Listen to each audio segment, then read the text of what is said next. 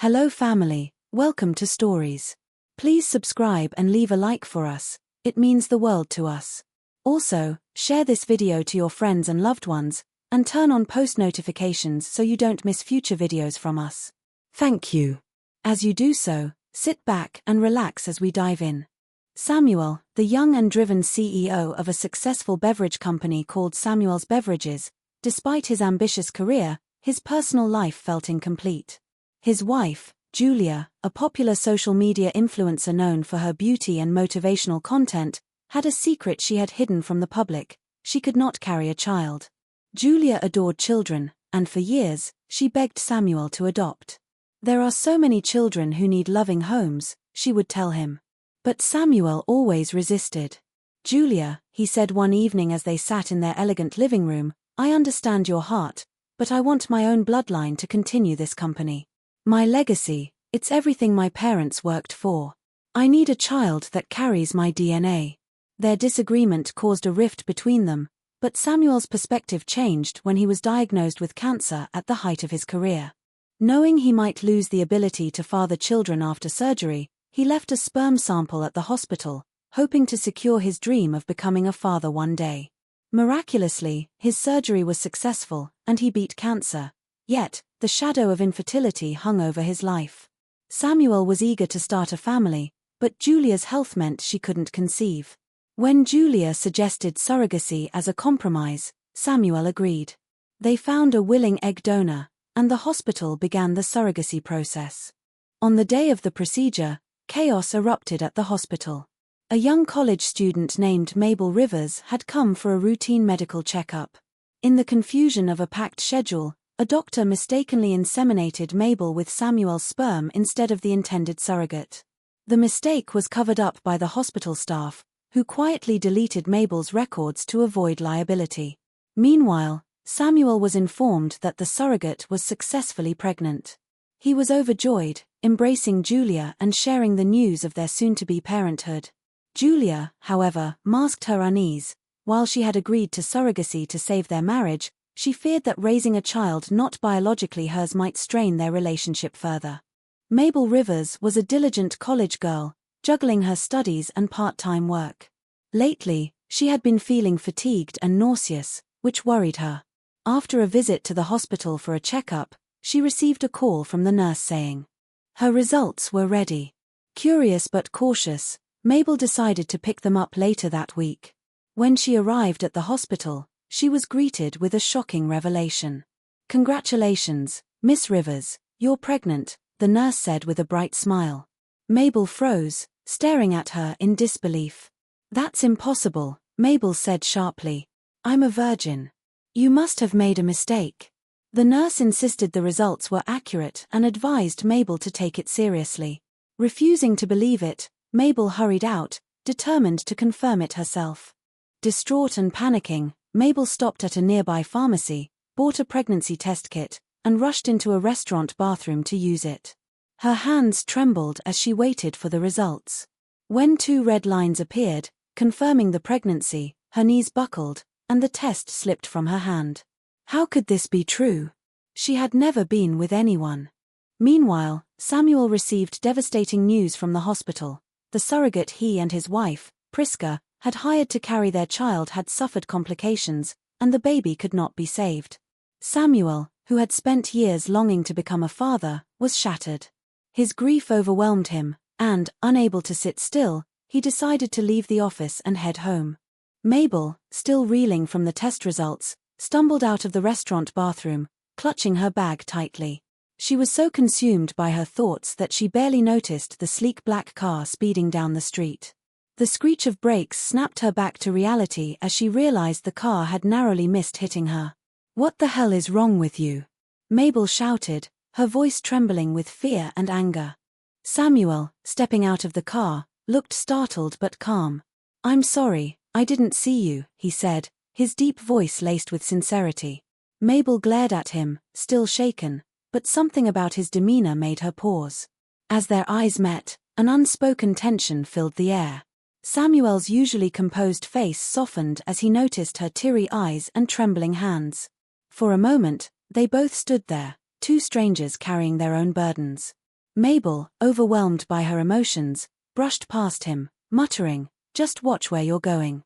Mabel Rivers sat in her tiny dorm room, her hands trembling as she held her phone.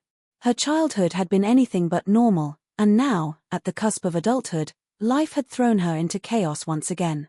She stared at Stefan's last message on her phone. "You have to tell them, Mabel. It's the only way to figure this out." Her heart pounded. How could she explain the impossible? How could a virgin be pregnant?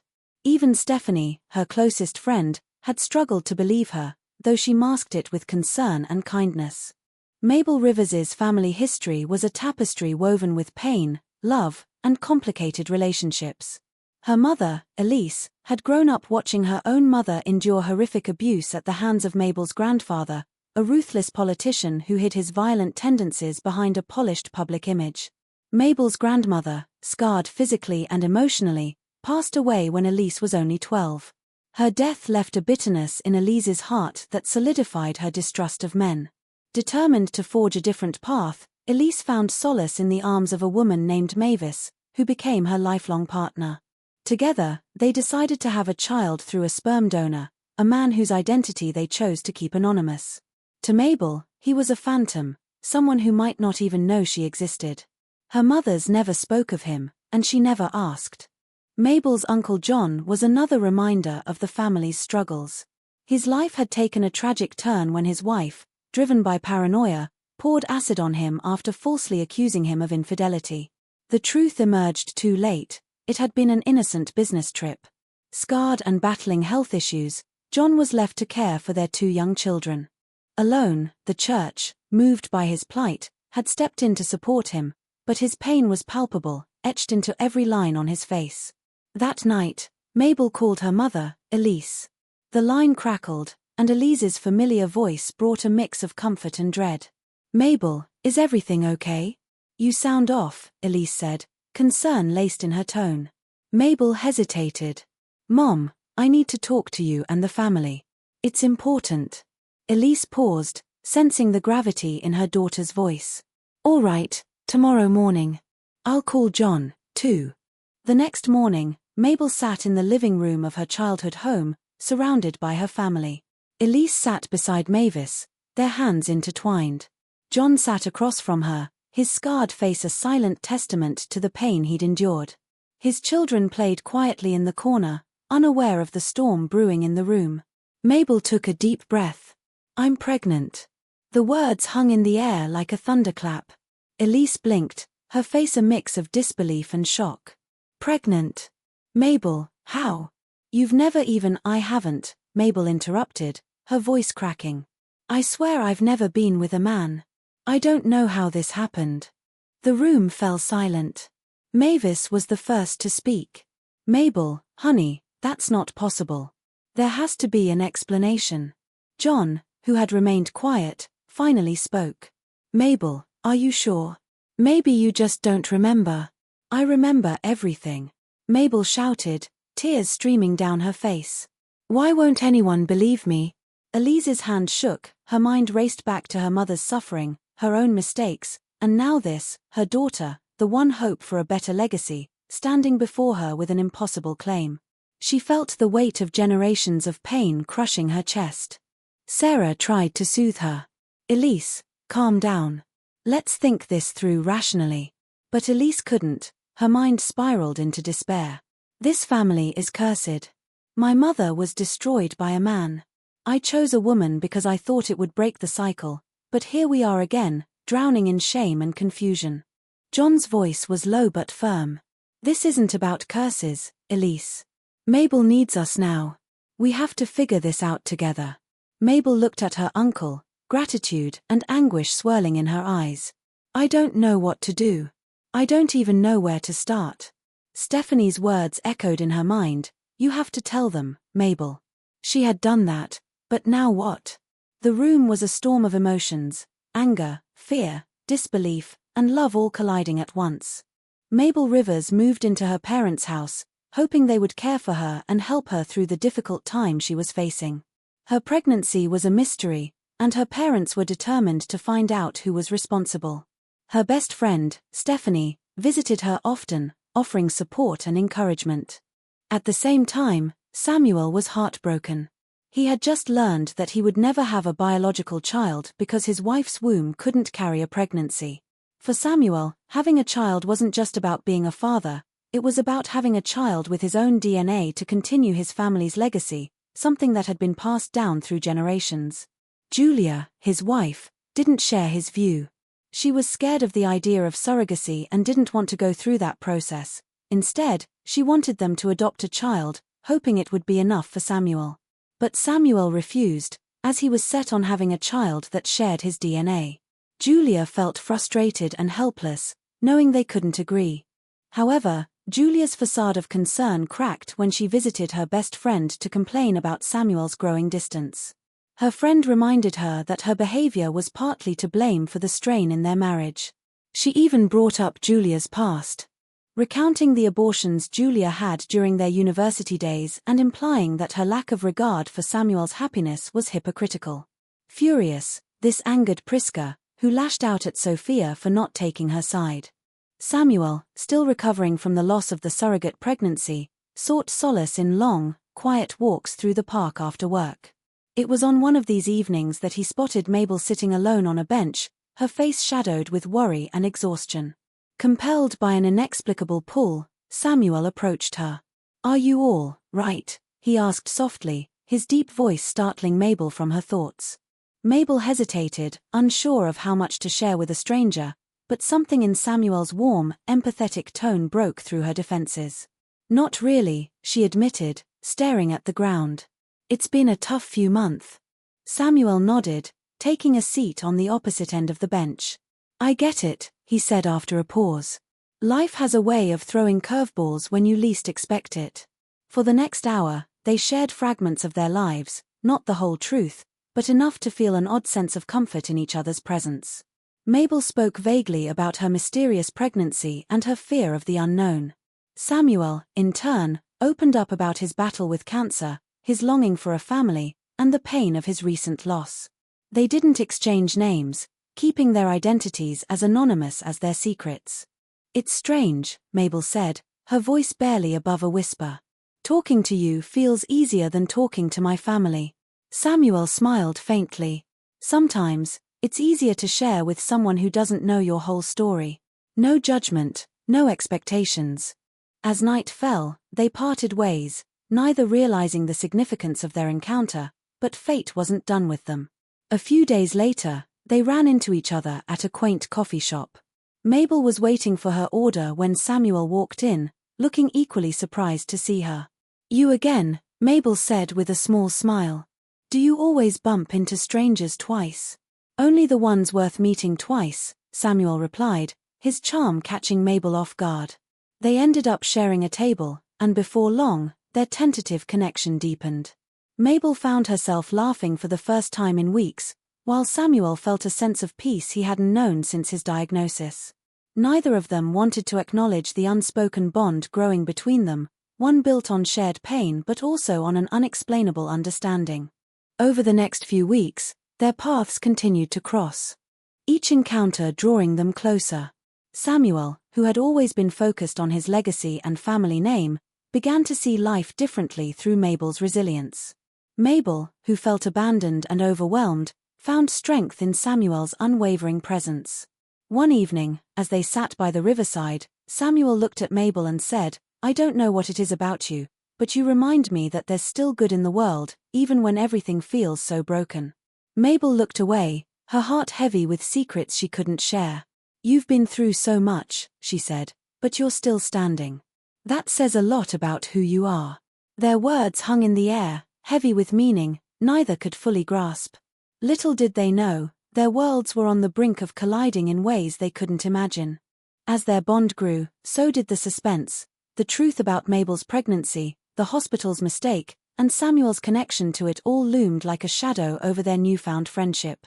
Yet, for now, they remained in blissful ignorance, finding solace in each other's company.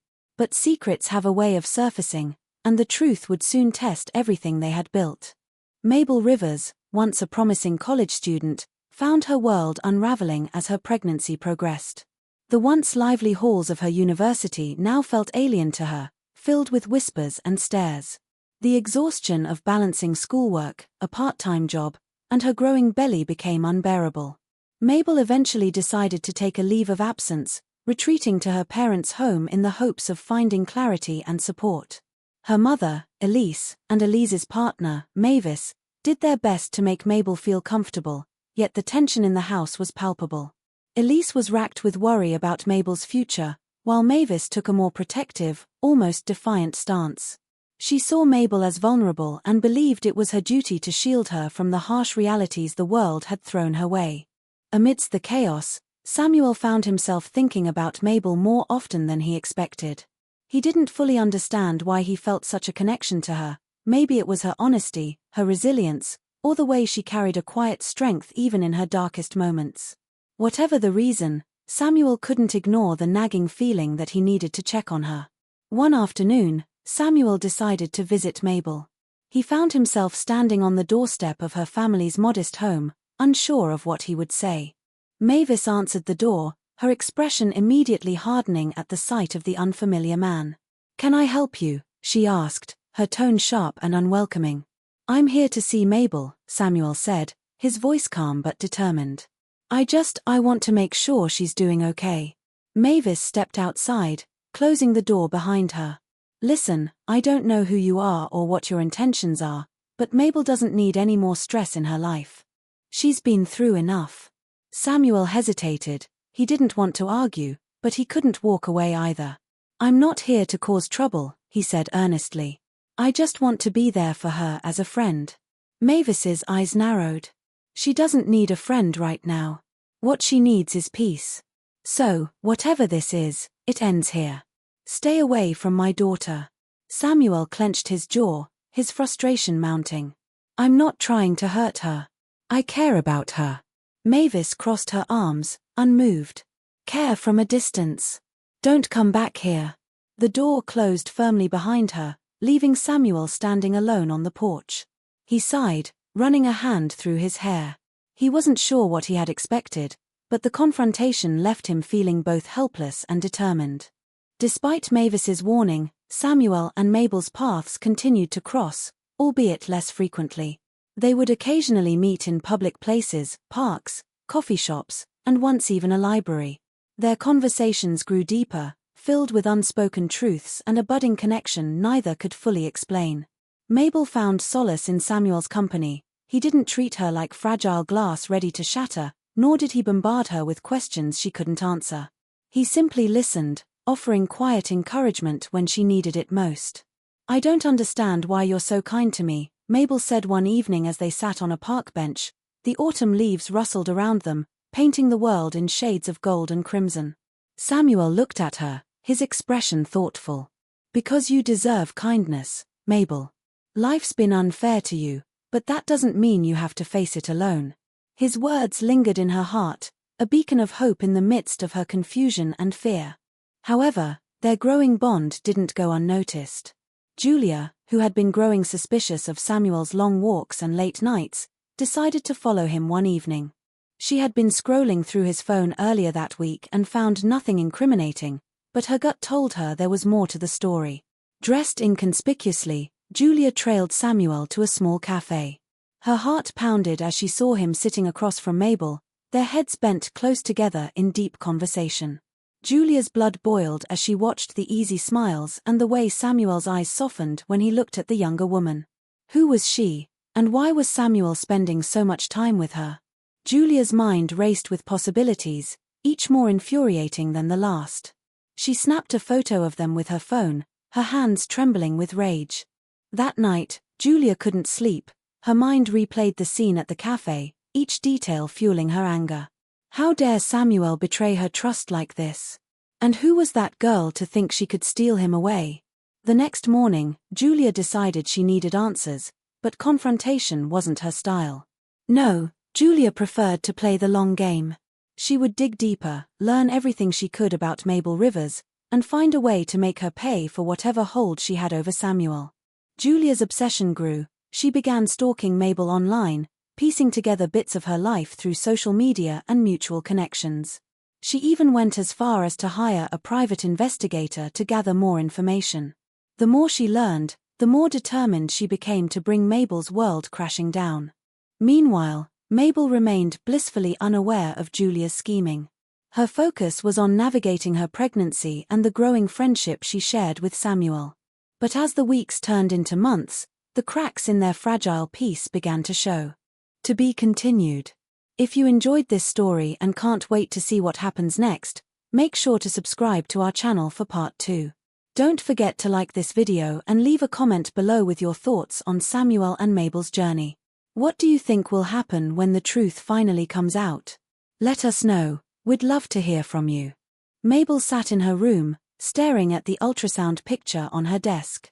The tiny, blurry image of the life growing inside her brought a mix of emotions: fear, confusion, and a strange, unshakable bond. Her mother's voice called from the kitchen, grounding her thoughts momentarily. "Mabel, dinner's ready." Elise's tone carried the weight of someone trying to keep the pieces of a fractured family together. As Mabel made her way to the dining table, she noticed the tense atmosphere. Elise was stirring a pot absent-mindedly while Mavis set the table with an unusual firmness. John sat silently, his scarred face unreadable, though his presence always felt like a reminder of the cost of misplaced trust. "Are you okay?" John finally broke the silence as Mabel sat down. His voice was soft but his eyes bore into hers. Mabel nodded. "I'm trying. It's just hard." Before John could respond, Mavis cut in. "Hard doesn't begin to describe it. We need answers, Mabel. We can't keep pretending this is normal." Mabel's chest tightened. "I've told you everything I know. I don't have answers either." Elise shot Mavis a warning glance. "Let's not push her tonight." But the air in the room was heavy, and the tension was palpable. Mabel excused herself early, retreating to her room where she felt safer, even if her thoughts refused to grant her peace. Across town, Samuel sat in his dimly lit office, staring at his reflection in the glass window. His world felt like it was spinning out of control, and the only thing keeping him grounded was the memory of Mabel's smile. It was inexplicable, the connection he felt with her, the pull he couldn't resist. But every time he thought about her, guilt crept in. He had a wife, a life he had built, yet this stranger had somehow become the center of his thoughts. The door to his office swung open, and Julia walked in, her red lips pressed into a thin line. "You're working late again," she said, her tone icy. Samuel didn't look at her. "I've had a lot on my mind." Julia stepped closer, her heels clicking against the floor. "I bet you have." Her words dripped with venom, but Samuel didn't bite. "Is there something you need, Julia?" he asked calmly, turning to face her. Julia smirked. "Watch out for part 2.